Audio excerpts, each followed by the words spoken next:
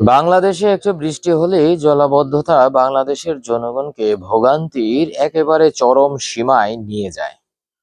বাংলাদেশের জনগণের অস্বস্তি বাড়তেই থাকে।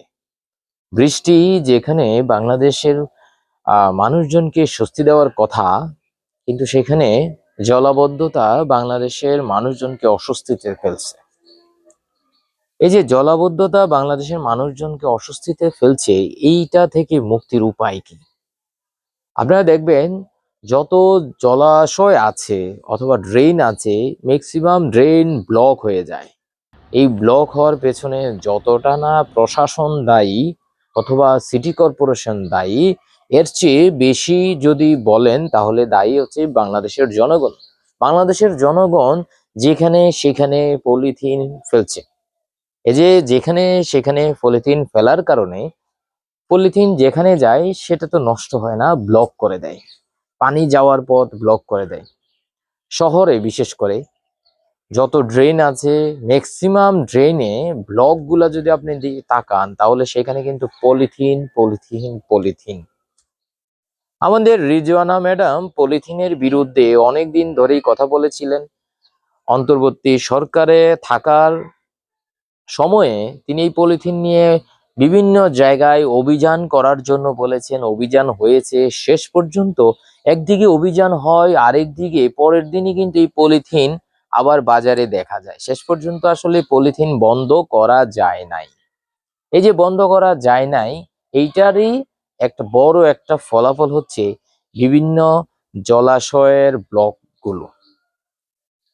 আপনার জলাশয় অথবা ড্রেনগুলো যে ব্লক হয়ে যাচ্ছে, এটা থেকে যদি মুক্তি পেতে চান, অথবা এই যে রাস্তা কোমর সমান পর্যন্ত পানি হয়ে যাচ্ছে, এগুলা থেকে যদি আপনি মুক্তি পেতে চান, জনগণকে সচেতন হতে হবে। সিটি মেয়র অথবা যারা প্রশাসক আছেন, যারা নির্বাচন প্রতিনিধি আছেন, নির্বাচন জিতে যারা প্রতিনিধি হচ্ছেন, তারা সর্বোচ্চ কি করতে পারেন? তারা বিভিন্ন অভিযানে যেতে পারেন, পুলিশ নিয়ে জরিমানা করতে পারেন, এটা সেটা অনেক কিছু করতে পারে, কিন্তু কাহিনী কিন্তু কিছুই হবে না। আপনি জনগণ যদি পরিবর্তন না হন, আপনি একটা চিপস খাচ্ছেন, সেটা কোথায় ফেলছেন? আপনি বাজার থেকে পলিথিন নিয়ে আসছেন, পলিথিনটা কোথায় ফেলছেন? এটার যদি সঠিক ব্যবস্থাপনা যদি না হয়, তাহলে কিন্তু একটু বৃষ্টিতেই আপনার রাস্তা ভেসে যাবে। আপনি কোমর সমান পানিতে যাতায়াত করতে হবে, রিক্সা ডুবে যাবে, গাড়ি ডুবে যাবে, বাইক ডুবে যাবে, সবকিছু কিন্তু একেবারে নাজেহাল অবস্থা হয়ে যাবে। তো এটা থেকে মুক্তির অন্যতম বড় একটা কারণ, সেটা হচ্ছে আপনার সচেতনতা। আপনি পলিথিন কোথায় ফেলছেন? আসলে এই পলিথিন বিগ ফ্যাক্টর এই যে আপনার ড্রেন গুলা ঠিক রাখার জন্য।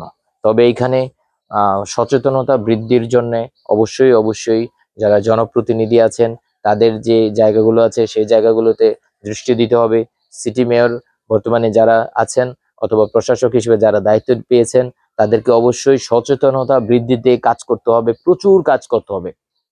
শহরে বিশেষ করে শহরের ড্রেনগুলো যেভাবে ব্লক হয়ে যাচ্ছে, শহরের প্রত্যেকটা বাসিন্দা যেহেতু যে সিটি কর্পোরেশনকে যেভাবে বিভিন্ন ধরনের কর দিয়ে থাকে অথবা বিভিন্ন সুযোগ সুবিধা পেতে চায় তারা, সেই ক্ষেত্রেই সিটি কর্পোরেশন এবং জনগণ তাদের মধ্যে যে দূরত্ব, এই দূরত্বটা কমাতে হবে। যদি কমানো যায়, এই কমানোর সুযোগে এই সচেতনতা বাড়িয়ে বাংলাদেশের শহরের যে ড্রেনগুলো, এই ড্রেনগুলো কিন্তু খুব সহজেই ব্লক থেকে বাঁচানো যায়। এবং প্রত্যেককে দায়িত্ব নিয়ে নিশ্চিত করতে হবে পলিথিন, তার যে ব্যবহার করা পলিথিন, সেই পলিথিনটা সে কোথায় ফেলছে।